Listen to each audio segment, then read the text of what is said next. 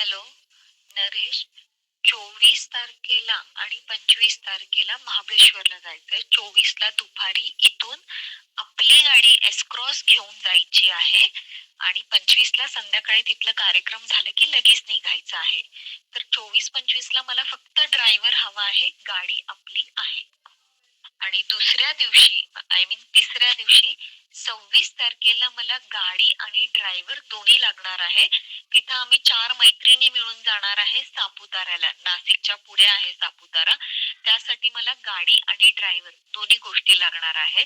तर त्या गाडीचं पर किलोमीटर किती घेतात आणि ड्रायव्हरचं काय असेल, टोल कोणाकडे असतंय, ते सगळं डिटेल मला सांगा तुम्ही. आणि नुसतं एका दिवसासाठी महाबळेश्वरला जरी मला जायचं असेल ड्रायव्हरला घेऊन, तर त्याचं पण मला ड्रायव्हरचं चार्जेस सांगा.